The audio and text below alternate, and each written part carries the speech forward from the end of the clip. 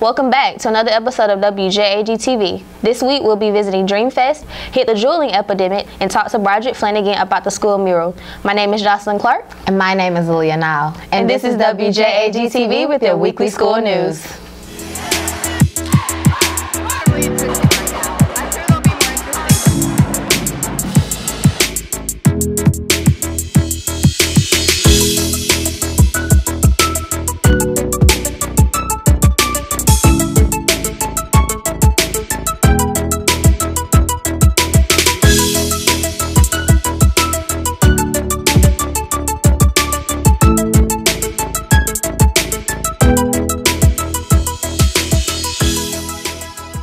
Last Saturday at Canopy Studios, JUUL hosted Dreamfest, a charitable event that raises money and awareness for immigrant families. This event takes place every spring, this year being its 6th annual event. Claire Langford and Elena Gorshin have more on what Dreamfest is all about. Each year in the U.S., the population of immigrant families increases drastically. The number of children with immigrant parents has gone from around 8 million to 18 million in just 30 years. However, as the population increases, it seems as though their safety is more at risk. Because of recent immigration enforcement policies and other political events, immigrant families have been in constant concern of separation, lack of protection, and deportation.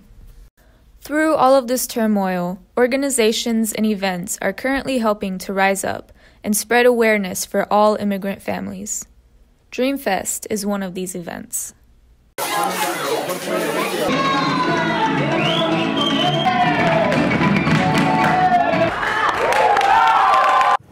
I would describe it as a huge festival that anyone's invited to.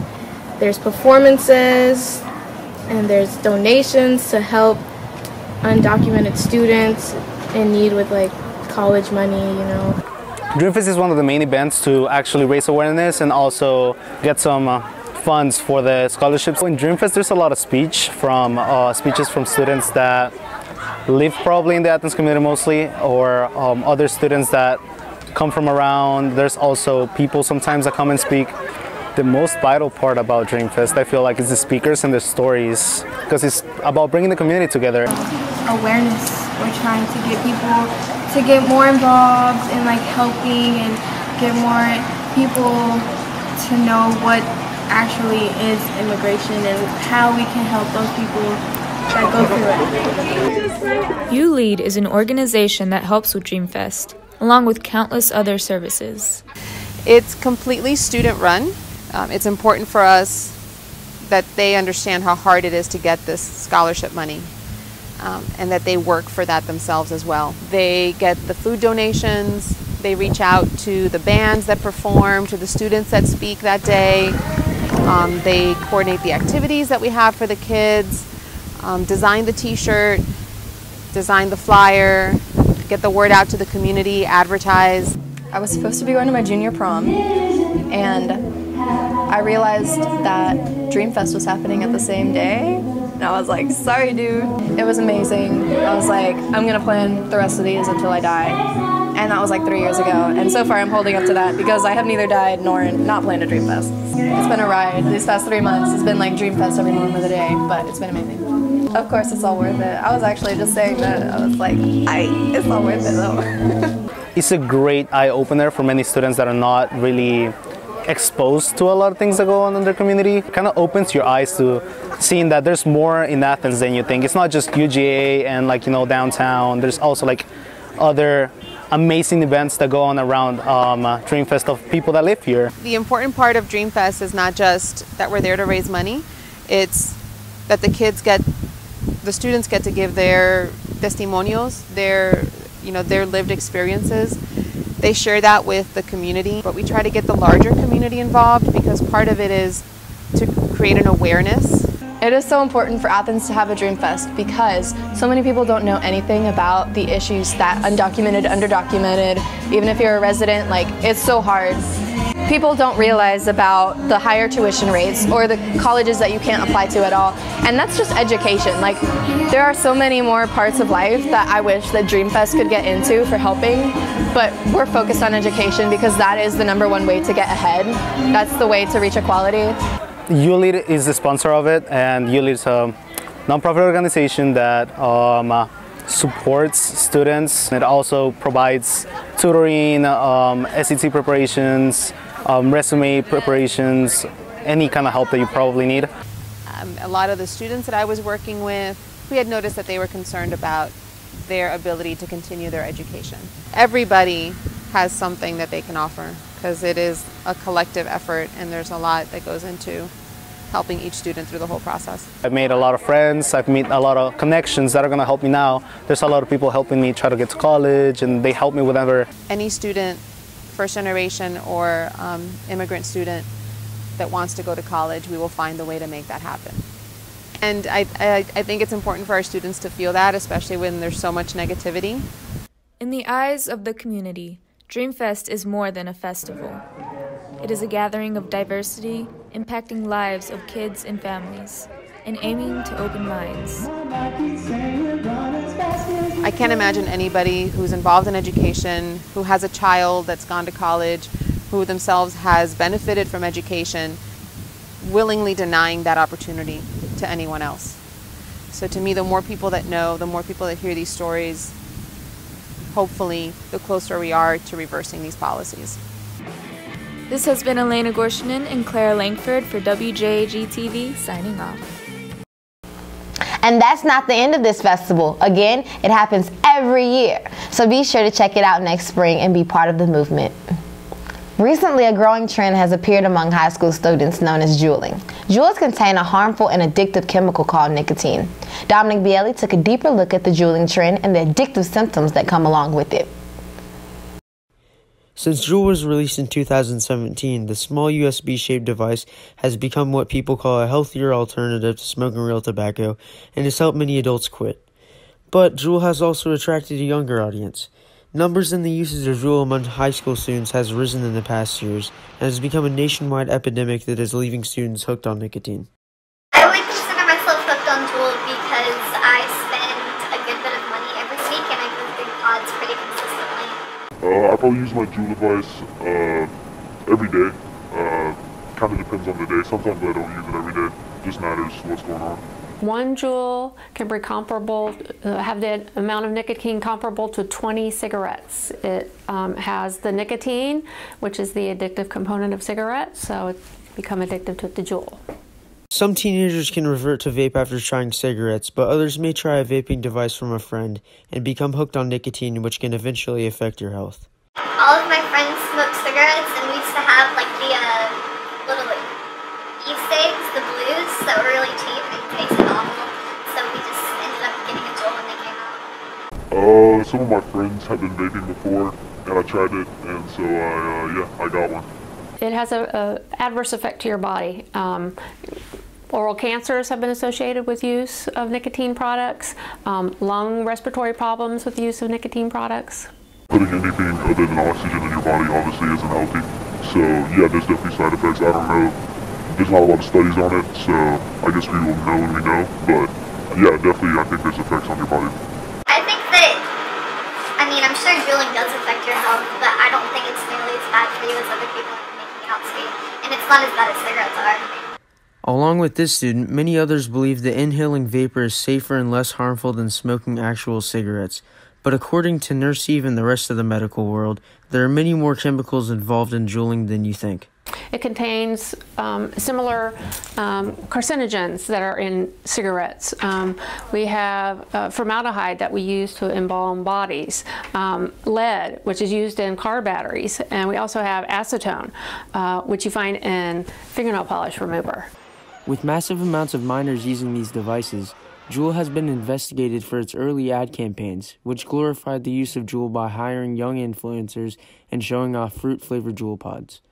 The FDA has tried to keep the sale of nicotine products to minors to an all-time low by even banning mango-flavored JUUL pods in convenience stores. Despite new laws against vape, students are still easily able to gain access to the products that they need. The ban on JUUL products has not personally affected me. I haven't seen any issues as far as getting pods or getting new JUULs or new chargers. The only thing that's really became an issue has been mango pods are no longer available, which sucks. Those are pretty good, but I mean, you can still get them for just a higher amount of money. I use a refillable device, so I don't use JUUL pods, and you can still buy juice pretty easily underage, and the pods are necessary. As more research is conducted, the world is hopeful that as more negative effects come through, the overall number of teens who vape will decrease. For WJAG-TV, this has been Dominic Bielli signing off. In the Fine Arts Department, we have a mural currently being created. Brooke Frazier takes a deeper look into the students and adults leading the making of the mural. If you walk around the halls of Cedar, it's really bland. There's not much color happening. So the mural will bring a lot of life to school, I feel like, and it'll just liven things up. While there are thousands of possibilities for the school to look more alive, the use of art just adds a unique touch that's uncomparable. There is something in a mural that conveys more spirit than just a poster. It has the mark of the artist, and in that case we're going to have a lot of marks from lots of different students under the direction of Mr. Flanagan. Art is often used to tell a story or send a message, and the story that the audience receives is usually up to the viewer's perspective. I think different murals have different effects on the community depending on the theme or the message of the mural. But I think some of the murals that I've done help raise awareness about certain issues. I've done murals with community policing, murals of community leaders or national leaders actually, like Martin Luther King and Malcolm X. Art has the ability to move people through emotions, through thought, through how they think and how to think about a certain topic. A Google form filled out by the student body helped determine what concepts would be portrayed in the mural. The mural contains many empowering symbols representing Latinx, African Americans, and the Cedar student body as a whole.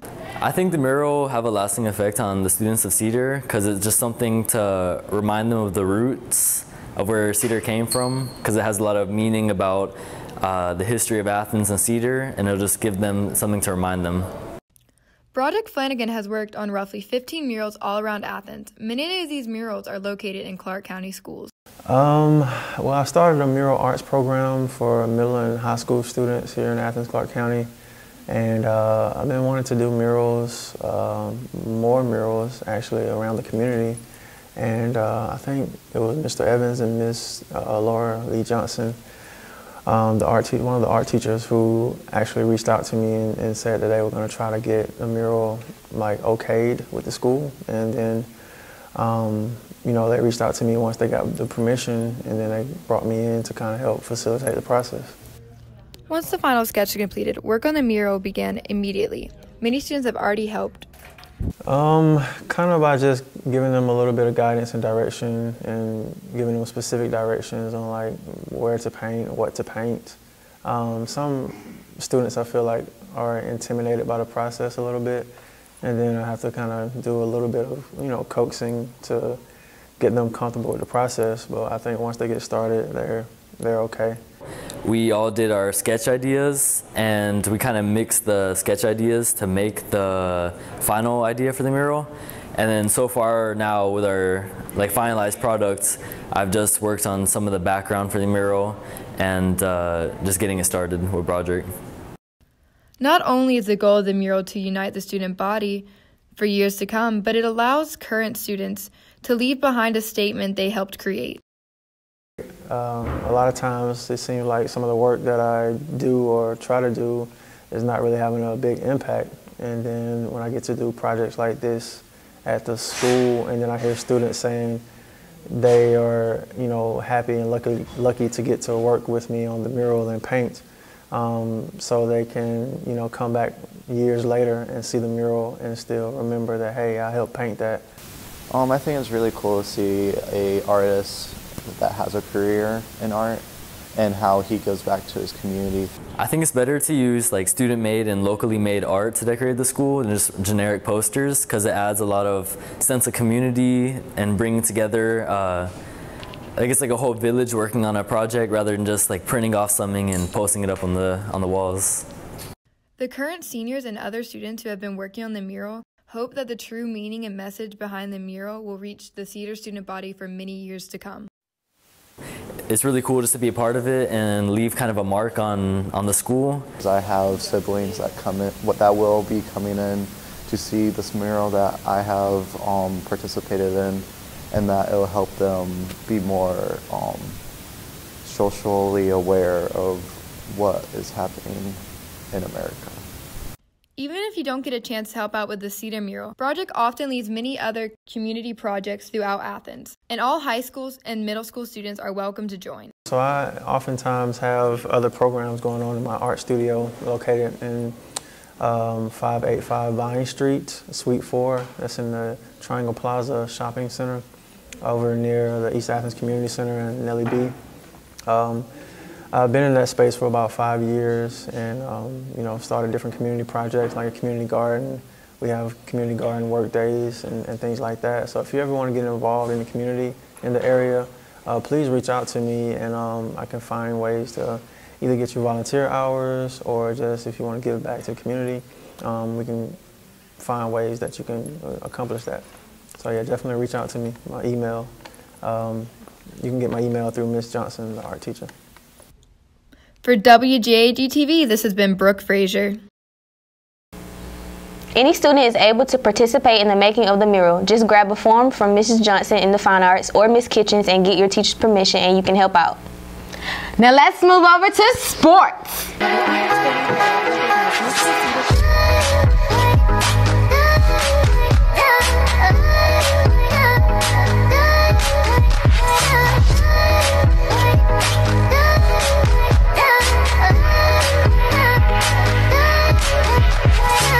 Welcome to this week's WJAG-TV Sports News.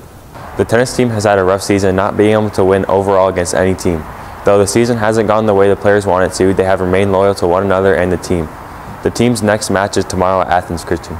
It's been a tough season. We haven't really won that many games, but we're having a good time, and we're getting new people ready for next year.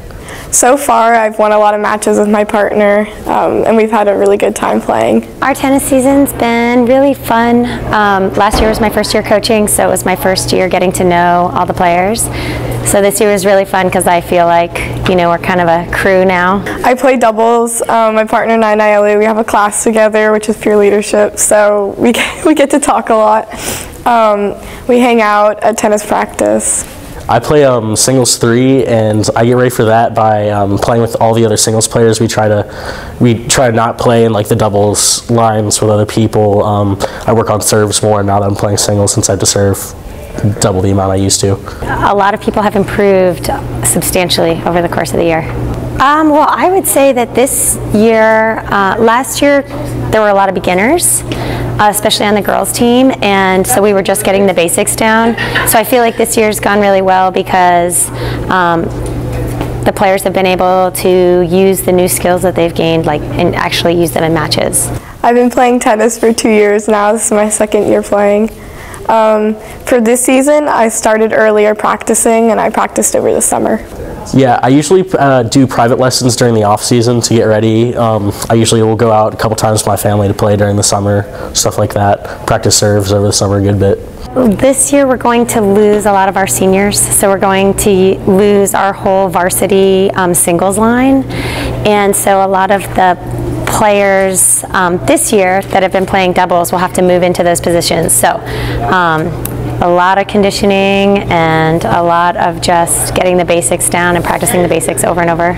So with all of our seniors graduating this year, I'm most likely going to have to play singles 1 next year, which is the most advanced level to play. It's the hardest people that you have to go against because they've been playing for so long. So over the summer, I'm just going to have to practice a lot more. I think we just have a high amount of people that aren't very experienced this year, and we just got to get them ready for next year. We know a lot of people who had never played going into this season, so just got to get people to come out again next year, and so they can keep improving and keep playing. Maybe our weaknesses, we have no real weaknesses, but we could improve upon conditioning. We could improve upon our stamina. People think that you don't have to run a lot in tennis or that you don't have to be in that great a shape, but the truth is over the course of a match it's exhausting. So just like pushing our physical endurance will be one of our opportunities to grow. And then our strength is that we're just like the awesomest kids in the entire school. So like every single one of our players is just the nicest, smartest, most fun person to be with. And so I think, yeah, we have a lot of positive energy. The boys soccer team is 4-5-1, most recently playing Athens Academy. The boys' next game is home versus Habersham Central. The boys soccer team is currently 4-5-1 with a record of 2-2 in the region. This past Thursday, the boys team won an important region game victory versus Buford, beating them 2-0 with Gabe Bush scoring both goals. With this recent victory, the boys soccer team is currently on a 2-win streak and has also landed them a spot in the playoffs for the second year in a row. Last year, the soccer team was defeated in the first round of playoffs, but hopes are high and the players are determined to make it farther this year. That's it for this week's WJAG-TV Sports News. That seems to be all for this week, Jags. Again, my name is Josalyn Clark. And I'm Aaliyah Nowell. And this has been WJAG-TV with your weekly school news.